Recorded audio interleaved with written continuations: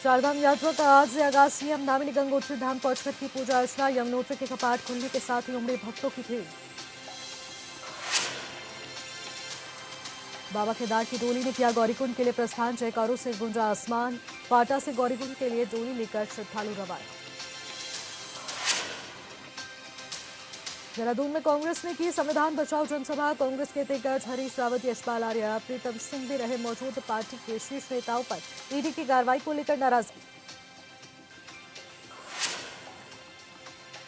देहरादून के जसवंत ग्राउंड में Surya drone take 2025 का उद्घाटन। राज्यपाल गुरमीत सिंह ने किया शुभारंभ। कहा, ये आयोजन भारत की रक्षा तकनीक में आत्मनिर्भरता की दिशा में अहम उपलब्धि।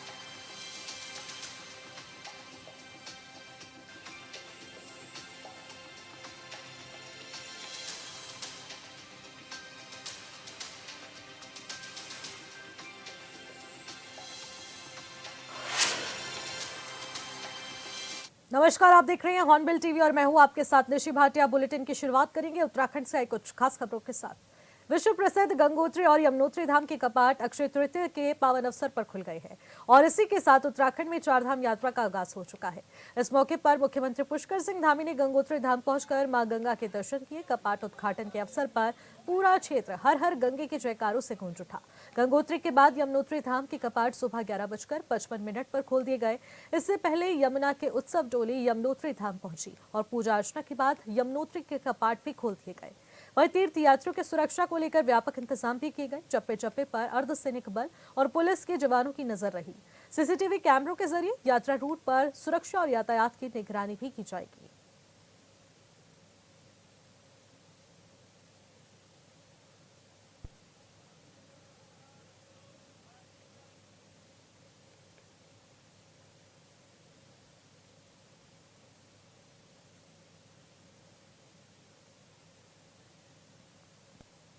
तो ये कुछ दो तस्वीरें हम आपको दिखा रहे हैं जहां पर गंगोत्री धाम के कपाट खुले हैं और इस अवसर पर पूजा अर्चना के लिए सीएम धामी भी मुख्य रूप से पहुंचे।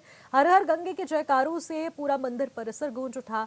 तो वहीं सीएम पुष्कर सिंह धामी ने विधिवत पूजा अर्चना करते हुए यहां पर अब गंगोत्री धाम के कपाट खुलते हुए मां गंगा के जयकारों के साथ उद्घोष किया और मां गंगा का आशीर्वाद प्राप्त किया। दूसरी तस्वीरें में भी आप देख सकते हैं कि यमुनोत्री धाम में अब किस तरीके से कपाट खोले गए हैं। यात्रियों की सुरक्षा को भी खासतौर पर ध्यान में रखते हुए साज सज्जा की गई है और यहाँ पर भव्य रूप से यमुनोत्री धाम के कपाट को खोल दिया गया है। यहाँ पर मां यमुनोत्री धाम के यहाँ पर कपाट खोल दिए गए हैं और इसी को लेकर उनकी डोली भी आज सुबह पहुंची और ऐसे में यहाँ पर खूबसूरत दृश्य देखने को मिल रहा है जहां पर श्रद्धालुओं का तांता देखने को मिला और मां यमुनोत्री धाम के कपाट इन उद्घोषों के बीच खोल दिए गए। और इससे बीच जो सीएम धामी जब यमुनोत्री धाम पहुंचे, गंगोत्री धाम पहुंचे, कपाट खुलने के वक्त उन्होंने क्या कुछ कहा आपको सुनाते हैं। और इस शुभ घड़ी में आज से चारधाम यात्रा का शुभारंभ हो गया है। गंगोत्री यमुनोत्री धाम के कपाट आज खुल रहे हैं और पूरी तरह से इस यात्रा का पूरे देशवासियों को प्रतीक्षा रहती है और उसी प्रकार उत्तराखंड वासियों को इस चार धाम यात्रा को संचालित करने वालों के लिए भी एक महाउत्सव की तरह ये यात्रा होती है। सभी तैयारियां पूरी हो गई है। सभी प्रकार से आने वाले जो तीर्थ यात्री हैं, श्रद्धालु हैं, उनकी यात्रा सुरक्षित हो, सुगम हो, सरल हो, बिना किसी परेशानी के हो, उसके सारे प्रबंध यहाँ पर किए गए हैं। हमारा प्रयास है कि यात्रा विधिवत तरीके से तो नियोजन किया गया है, चाहे वो यातायात का हो, चाहे वो हमारे पुलिस विभाग का हो, सुरक्षा की दृष्टि से हो, चाहे वो हमारा परिवहन विभाग हो, सभी विभाग, पेयजल हो, सड़क वाले हो, सभी अभी काम चल ही रहा है। तो चारधाम यात्रा का आगाज हो चुका है और भव्य रूप से यहाँ पर आपने देखना कि यमुनोत्री गंगोत्री धाम में मां गंगा के जयकारे लगे और इन उद्घोषों के बीच गंगोत्री और यमुनोत्री धाम के कपाट खुल गए हैं और ऐसे में यहाँ पर भव्य तस्वीरें भी सामने आई हैं। ज्यादा जानकारी ले लेते हैं। दीपक नौटियाल हमारे संवाददाता हमारे साथ सीधे फोन लाइन के जरिए जुड़ चुके हैं। दीपक, गंगोत्री और यमुनोत्री धाम के कपाट खुल गए हैं, किस भव्यता के साथ ये कपाट खोल दिए गए हैं, क्योंकि सीएम पुष्कर सिंह धामी भी पहुंचे और भव्य तस्वीरें हम लोग देख पा रहे हैं। जी बिल्कुल निशी, आपको बता दूं कि आज 10:30 पे मां गंगा और 11:30 पे मां यमुना की जो है कपाट जो है श्रद्धालुओं के लिए खोल देंगे और उन दोनों मौके पे जो है गंगोत्री में और यमुनोत्री में सीएम पुष्कर सिंह धामी जो है जो पहली पूजा उन्होंने की। और आपको बता दूं कि इस समय अगर गंगोत्री की मैं बात करूं तो यहाँ पे जो है हजारों की संख्या में यहाँ पे जो है श्रद्धालु यहाँ पे जो है अभी भी यहाँ पे जो है मौजूद है। सुबह से जो लगातार गंगोत्री मंदिर में जो है मां गंगा के जयकारे लगाए जा रहे हैं। और आने वाले समय में जो है आने वाले 1-2 दिन में जो है भीड़ जो है और ज्यादा बढ़ेगी। जी बिल्कुल, भीड़ तो देखने को मिल रही है और गंगोत्री यमुनोत्री धाम के जैसे ही कपाट खुले तो तमाम व्यवस्थाओं को लेकर जो चर्चाएं चल रही थी, क्या व्यापक इंतजाम यहाँ पर किए गए हैं, क्या कुछ तैयारियां थी? जी बिल्कुल, गंगोत्री मंदिर की अगर मैं बात करूँ तो यहाँ पे जो है प्रशासन द्वारा जो है बिल्कुल चाक चौबंद व्यवस्थाएं कर रखे हैं। वहीं यमुनोत्री की बात अगर मैं करूँ तो क्योंकि यमुनोत्री जो मार्ग है काफी दुर्गम मार्ग है, क्योंकि वहाँ पे जो है चढ़ाई चढ़नी पड़ती है श्रद्धालुओं को, तो वहाँ पे जो है जगह जगह जो है मेडिकल की टीमें जो है तैनात की गई है। एसडीआरएफ वहाँ पे लगी है, उत्तराखंड पुलिस वहाँ पे लगी है। साथ ही साथ इस बार पहली बार उत्तरकाशी में देखा जाए कि गंगोत्री मंदिर के जो आसपास है सुरक्षा में जो यहाँ पे जो है आर्मी के जवान भी जो है यहाँ पे तैनात थे। जी ठीक है दीपक, बहुत बहुत शुक्रिया तमाम जानकारी के लिए। खबरों में आगे बढ़ेंगे, लेकिन इसी बीच रुद्रप्रयाग से एक बड़ी खबर सामने आ रही है। बड़ी खबर का रुख करेंगे। बाबा केदार की टोली अब गौरीकुंड के लिए प्रस्थान हो चुकी है। बड़ी जानकारी है इस वक्त की। बाबा के जयकारों से गूंजा फाटा। फाटा से गौरीकुंड के लिए श्रद्धालु रवाना हो चुके हैं। बाबा के जयकारों से पूरा फाटा गूंज उठा है। बड़ी खबर है रुद्रप्रयाग से इस वक्त की, जहां पर फाटा से गौरीकुंड के लिए श्रद्धालु रवाना हो चुके हैं और ऐसे में जल्द ही यहां पर भी कपाट खुलने की तैयारियां की जा रही हैं। बाबा केदार की टोली ने गौरीकुंड के लिए प्रस्थान कर दिया है और यहां पर बाबा केदार के जयकारों से पूरा शहर और पूरा क्षेत्र गुंजमान हो चुका है। बाबा के जयकारों से फाटा गूंज उठा।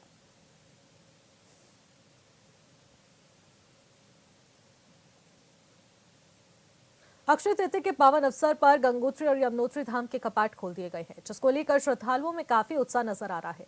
वहीं यात्रा के पहले दिन प्रवेश द्वार हरिद्वार से मुंबई के तीर्थयात्रियों के जत्थे को रवाना कर दिया गया। पर्यटन सलाहकार राज्य मंत्री ओम प्रकाश जबदमकी और साथ ही साथ अखाड़ा परिषद अध्यक्ष महाइंद रविंद्रपुरी के साथ साधु संतों की अगुवाई में हरी झंडी दिखाई गई। इस मौके पर श्रद्धालुओं के इस उत्साह से हरिद्वार के व्यापारी भी काफी ज्यादा उत्साहित नजर आए।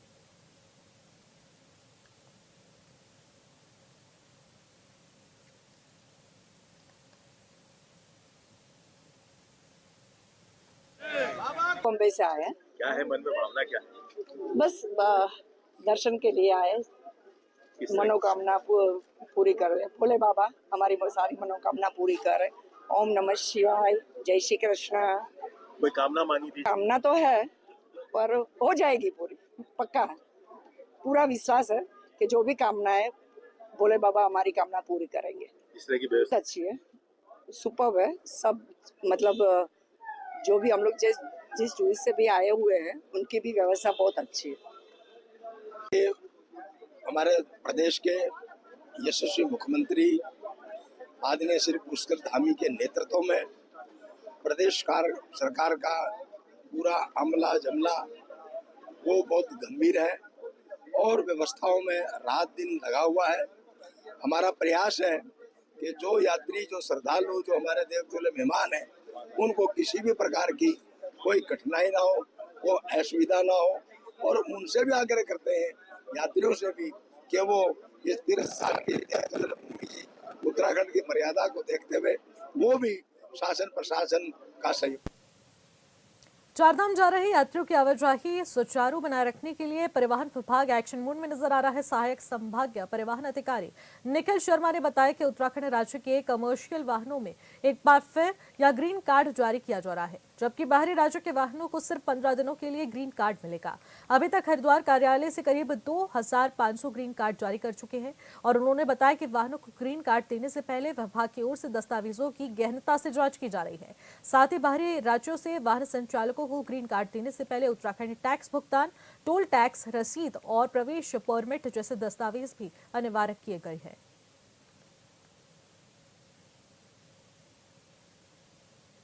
ग्रीन कार्ड एक ऐसा डॉक्यूमेंट है जिसमें आपके व्हीकल के जितने भी पत्र होते हैं उनकी वैलिडिटी हम एक ही पेपर में आपको दे देते हैं ग्रीन, जिससे कि बार बार आपको सारे पेपर्स चेक करने की जरूरत नहीं है। आपकी पूरी व्हीकल की जो वैलिडिटी है वो एक ही पेपर में आ जाती है, तो उसको हम ग्रीन कार्ड देते हैं। तो ये हर वर्ष जब यात्रा होती है तो जो हमारी कमर्शियल व्हीकल्स हैं वो ग्रीन कार्ड जारी किए जाते हैं। तो इस बार भी यह व्यवस्था की गई है इस बार की व्यवस्था में एक चेंज ये है कि जो लोकल उत्तराखंड राज्य के वाहन हैं उनको तो पूरी यात्रा अवधि के लिए ग्रीन कार्ड जारी किया गया है। लेकिन जो वाहन बाहरी राज्य से आ रहे हैं उनको हम सिर्फ 15 दिनों के लिए ग्रीन कार्ड जारी करें। तो अभी तक जो स्थिति ग्रीन कार्ड की है वो हरिद्वार कार्यालय में हमने कल की डेट तक लगभग 2,500 ग्रीन कार्ड इशू कर चुके हैं और कल ही से हमारे बाहरी राज्यों के वाहनों के ग्रीन कार्ड बनने शुरू हुए। तो वो भी कल से बनने शुरू हो गए हैं। उसमें हमने इस बार एक व्यवस्था और करी है कि जो लोकल हमारे व्यवसायी हैं, परिवहन व्यवसायी, उनका ये कहना है कि बाहर के जो वाहन हैं, वो यहीं पे रह के यहीं से सवारियाँ उठा के यात्रा में ले जाते हैं, जिससे कि लोकल जो बिज़नेस है उनको इफ़ेक्ट। अब इस बीच एक बड़ी खबर सामने आ रही है। देहरादून में कांग्रेस की संविधान बचाओ जनसभा और परेड ग्राउंड के पास यहां पर बड़ी जनसभा का आयोजन किया गया है। रेंजर ग्राउंड में जनसभा आयोजित की गई है। कांग्रेस के सभी वरिष्ठ नेता मंच पर मौजूद हैं। हरीश रावत, राज्यपाल और ऐसे में यशपाल आर्य, प्रीतम सिंह मौजूद हैं। गणेश गोदियाल समेत कई वरिष्ठ नेता भी शामिल हैं। पार्टी के शीर्ष नेताओं पर ईडी की कार्रवाई से नाराजगी जाहिर करते हुए यह बड़ी जनसभा का आयोजन कांग्रेस की तरफ से किया गया है, जिसमें कांग्रेस के वरिष्ठ नेता इस वक्त साफ तौर पर स्टेज पर दिखाई दिए। हरीश रावत, यशपाल आर्य और प्रीतम सिंह यहां स्टेज पर मौजूद रहे, जहां पर ईडी की कार्रवाई को लेकर नाराजगी जाहिर करते हुए कांग्रेस की तरफ से यहां पर प्रदर्शन किया जा रहा है। गणेश गोदियाल समेत वरिष्ठ कांग्रेस के नेता लगातार यहां पर संविधान बचाओ रैली में शामिल होकर ईडी के खिलाफ अपनी नाराजगी जाहिर कर रहे हैं। बड़ी खबर है इस वक्त की। देहरादून में कांग्रेस की संविधान बचाओ जनसभा, बड़े पैमाने पर जनसभा का आयोजन किया गया है। यहाँ पर तमाम कांग्रेस के कार्यकर्ता भी कांग्रेस का झंडा हाथ में लिए विरोध प्रदर्शन करते हुए नजर आ रहे हैं। परेड ग्राउंड के पास रेंजर ग्राउंड में ये जनसभा का आयोजन किया गया है। बड़ी जानकारी है इस वक्त की। कांग्रेस के सभी वरिष्ठ नेता मंच पर मौजूद हैं। तो ऐसे में कांग्रेस के वरिष्ठ नेताओं पर हुई ईडी की कार्रवाई से नाराज यहां पर कांग्रेस कार्यकर्ताओं ने जनसभा का आयोजन किया, जिसमें ईडी की कार्रवाई का विरोध किया जा रहा है। गणेश गोदियाल समेत कई पार्टी के वरिष्ठ नेता इस दौरान जनसभा में शामिल हुए हैं। बात की जाए यशपाल आर्य की, प्रीतम सिंह की और ऐसे तमाम दिग्गज इस वक्त स्टेज पर मौजूद रहे और संविधान बचाओ रैली के माध्यम से यहां पर विरोध दर्ज किया गया है।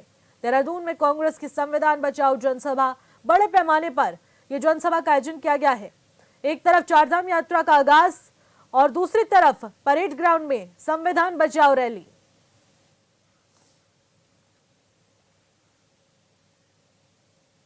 खबरों में आगे बढ़ेंगे। देहरादून छावनी के जसवंत ग्राउंड में आयोजित सूर्य ड्रोन टेक 2025 का उद्घाटन राज्यपाल गुरमीत सिंह ने कर दिया है। इस मौके पर लेफ्टिनेंट जनरल पदाधिकारी आनंद सोनगुप्ता, सेंट्रल कमांडेंट समेत कई लोग मौजूद रहे। ये आयोजन भारत की रक्षा तकनीक में आत्मनिर्भरता की दिशा में एक अहम उपलब्धि है। बता दें कि society of Indian defence manufacturers की मदद से आयोजित ये 2 दिवसीय प्रदर्शनी देश में विकसित आधुनिक ड्रोन प्रौद्योगिकी को प्रदर्शित करता है। कार्यक्रम को संबोधित करते हुए राज्यपाल गुरमीत सिंह ने उभरती तकनीकों की भूमिका पर प्रकाश डाला। उन्होंने कहा कि ड्रोन प्रौद्योगिकी केवल रक्षा क्षेत्र में नहीं बल्कि कृषि, आपदा प्रबंधन जैसे क्षेत्रों में भी क्रांतिकारी परिवर्तन के लिए बहुत अहम उपलब्धि है।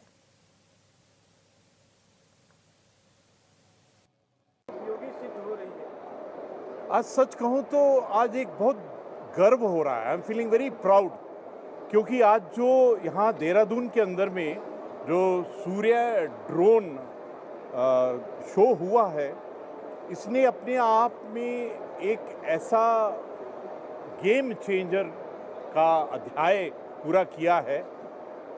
मुझे ऐसा लगता था, अपने आप से मैं पूछता था कि ड्रोन में हम कहाँ हैं, तो आज पता चला कि ड्रोन के क्षेत्र में हम बहुत ही प्रोग्रेस कर गए हैं। आज हमने देखा कि किस प्रकार ड्रोन और रोबोटिक्स हमारे पूरे वॉरफेयर को चेंज कर रहा है।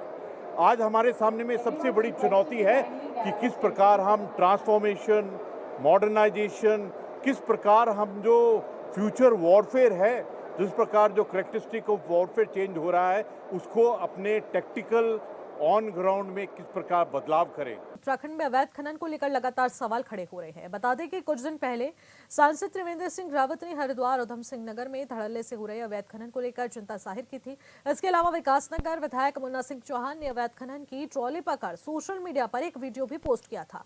वहीं आज बीजेपी मुख्यालय में प्रदेश अध्यक्ष महेंद्र भट्ट ने जब इस बारे में इनसे सवाल किया गया तो उन्होंने कहा कि हमारे विधायक सक्रिय हैं और वो विपक्ष शून्य हो चुका है। चौहान जी ने गलत काम कौन सा कर दिया भाई? कड़ा लगाने वाला एक अपराधी था, चोरी करा तो पकड़ाया। ये हमारा जो काम अपोजिशन शून्य स्थिति में, मैं कहता रहा हूँ, हमारे विधायक किसी काम करते हैं। और जिस प्रकार से राजस्व को बचाने का हम लोगों ने काम किया, सर्वाधिक राजस्व हुआ है। इस प्रकार स्थिति अगर कहीं पर चोरी छुपे हो रही है, मैं अपने सब विधायकों का आह्वान करता हूँ, इस प्रकार का कहीं पर भी स्थिति होती है उसको रोकना चाहिए। सरकार भी कृत संकल्पित है, ऐसे लोगों को सजा मिलेगी। अरे भैया क्या बात, हमारे लोग विशेष समझिए बात को, किसी प्रकार का कहीं भी चोरी होने की अगर स्थिति बनती है तो हम लोग उस दिशा में भी देख रेख हमको करना है, क्योंकि हम लोग हर चीज की देख रेख।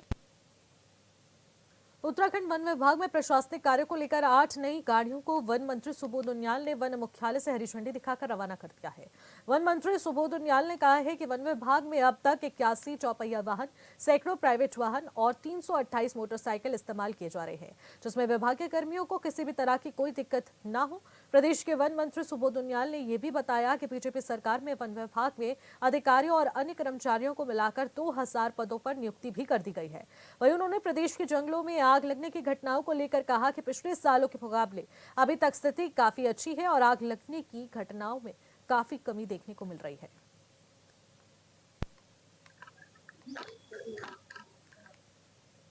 जी हाँ, प्राको प्रकरण पे सीबीआई ने चार्जशीट तो तब होगी, अभी तो उन्होंने ये मांगा है कि हमें कुछ लोगों के खिलाफ अनुमति FIR की अनुमति मांगी। कितने हैं ऐसे? 5-6 लोग इसमें हैं। इसकी अभी परीक्षण कर रहे हैं, परीक्षण करने के बाद फिर निर्णय ले लिया।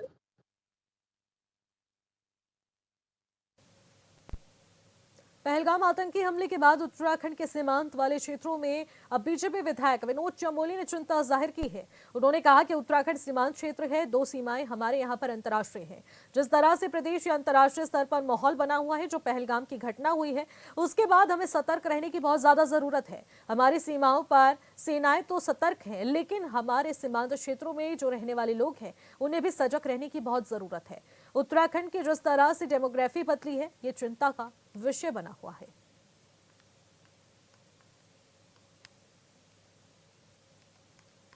पर उत्तराखंड हम सीमांत क्षेत्र हैं, 2 सीमाएं हमारी यहाँ पर अंतर्राष्ट्रीय हैं और ये हमारी भी चिंता का विषय है, क्योंकि जो अनरेस्ट चल रहा है और जिस तरह से पूरे देश का माहौल, कई अंतर्राष्ट्रीय स्तर पर जो माहौल बना है, जो पुलवामा, ये पहलगाम की जो घटना हुई है, उसके बाद हमें सतर्क रहने की आवश्यकता है। हमारी सीमाओं पर सेनाएं तो सतर्क हैं ही हैं, लेकिन हमें सीमांतवर्ती जो क्षेत्र हैं, जो हमारे गांव हैं, वहाँ के जो आबादी है, उनको भी सजग करने की ज़रूरत है, सतर्क रखने की ज़रूरत है। और जो भी परिस्थितियाँ होंगी हम उससे निपटेंगे। उत्तराखंड भी आप जानते हैं जिस तरह से यहाँ से डेमोग्राफी बदली है और एक बड़ा चिंता का विषय बना हुआ है, तो उत्तराखंड भी सॉफ्ट टारगेट मैं मानता हूँ इनके लिए हो सकता है भविष्य के लिए, इसलिए हमारी जिम्मेदारी ज़्यादा होती है और आपको सतर्कता बरतनी चाहिए। जिस तरीके से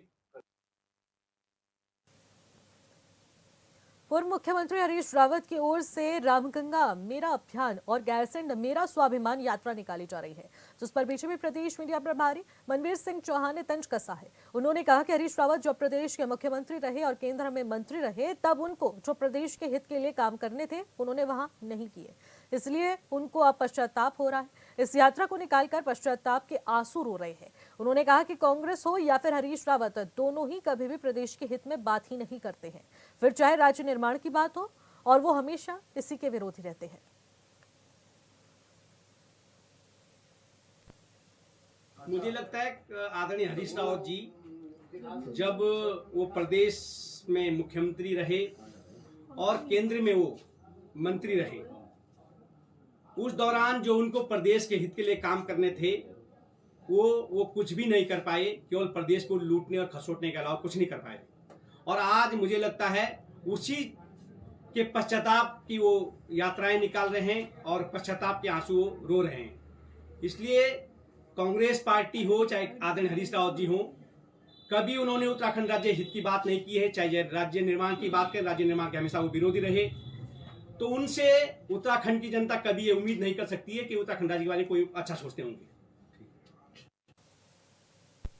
हरिद्वार के अलकनंदा घाट का एक वीडियो सोशल मीडिया पर बहुत तेजी से वायरल हो रहा है, जिसमें एक युवक युवती नशे की हालत में आपस में जमकर हंगामा करते नजर आ रहे हैं। वायरल वीडियो होने के बाद हरिद्वार की सुरक्षा व्यवस्था पर सवाल भी खड़े हो रहे हैं। मंडी के पूर्व अध्यक्ष संजय चोपड़ा ने यहां पर साफ तौर पर कहा है कि पूरे हरिद्वार में सीसीटीवी कैमरे लगे हैं, लेकिन इस खास घाट पर कोई निगरानी की व्यवस्था नहीं है।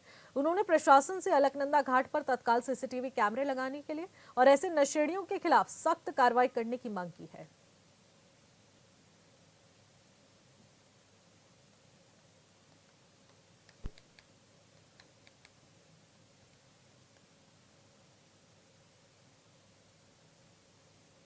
श्रीनगर में बीती रात को नगर निगम के वाहन चालक प्रफुल्ल नेगी द्वारा कोतवाली श्रीनगर में आकर सूचना दी गई कि रात में नगरपालिका तिराहे के पास कुछ शरारती और असामाजिक तत्वों ने शराब के नशे में खुद हुड़दंग मचाया है और इसी दौरान जब उनके द्वारा नगर निगम की मेयर के वाहन को लेकर यहां पर आए तो लड़कों ने उनके साथ विवाद कर गाली गलौज की और इसी दौरान उनमें से एक युवक ने नगर निगम की मेयर के वाहन को पत्थर मारकर वाहन का शीशा क्षतिग्रस्त कर दिया।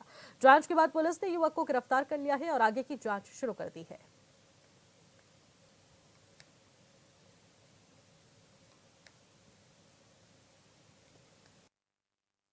देखिए, कल एक घटनाक्रम हुआ और जिसमें मेरे वाहन पे अज्ञात युवकों द्वारा पत्थर मारा गया और जिसमें ईश्वर की कृपा बोलिए कि कोई भी हताहत नहीं हुआ, किसी पे भी कोई चोट नहीं लगी।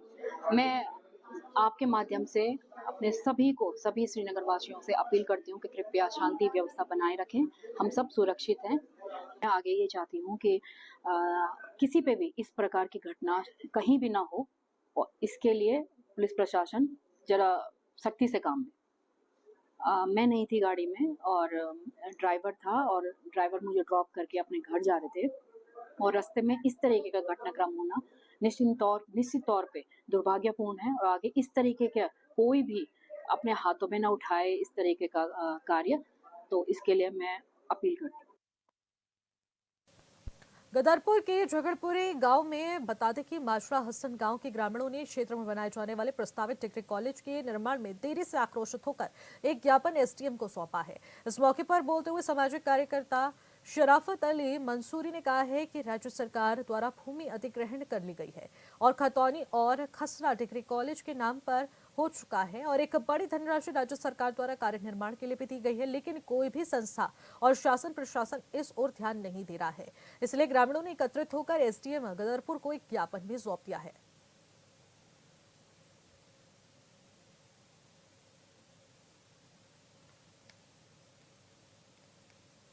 पूरी मजरा हसन जो गांव है हमारा, मजरा हसन राजस्व गांव है, उसमें आपने पीछे देखा होगा कि बहुत संघर्ष के बाद हमें वो 5 एकड़ ज़मीन पर डिग्री कॉलेज जो है मिला है और डिग्री कॉलेज खतौनी में जो है चढ़ चुका है। नवीन विश्वविद्यालय के नाम से जो है वो खतौनी में चढ़ चुका है, उसकी प्रथम किस्त भी जारी हो गई है और ये बड़ी खुशी की बात है। हम सरकार का जो है बहुत बहुत धन्यवाद करते हैं और प्रशंसा करते हैं और क्षेत्रवासी आभार भी व्यक्त करते हैं उसके लिए। तो लेकिन प्रथम किस्त जारी होने के बाद भी मैं आपको बताना चाहता हूं कि अभी तक उसमें निर्माण जो है शुरू नहीं किया है। जो उच्च शिक्षा विभाग द्वारा किस कंपनी को टेंडर दिया गया है या उनके द्वारा अभी तक बाउंड्री वाल या वहाँ की सड़क या कुछ भी निरीक्षण तक जो है अभी तक नहीं हुआ है उसका। तो हम आज उप जिलाधिकारी महोदय से मिलने आए थे मजरा हसन और झगड़पुरी के लोग और ये जानना चाह रहे थे कि ये रानीखेत छावनी क्षेत्र की समस्याओं को लेकर छावनी परिषद के सभागार में जनता दरबार का आयोजन हुआ, जिसमें केआरसी कमांडेंट और अध्यक्ष छावनी परिषद ब्रिगेडियर संजय कुमार यादव ने जनता की समस्याओं को सुना और उनके समाधान का आश्वासन भी दिया गया। जनता दरबार में सड़क, टैक्स और साथ ही साथ गोल्फ ग्राउंड और पर्यटन को लेकर समस्याएं उठी। वहां पर रानीखेत में पर्यटकों के लिए सार्वजनिक यहाँ पर शौचालय बनाने की बात भी कही गई। इसके अलावा रानीखेत चौबटिया मोटर मार्ग पर बंद किए जाने का मुद्दा भी यहाँ पर गर्माता हुआ नजर आया। फिलहाल इन खबरों में बस इतना ही। आप देखते रहिए हॉर्नबिल टीवी। नमस्कार।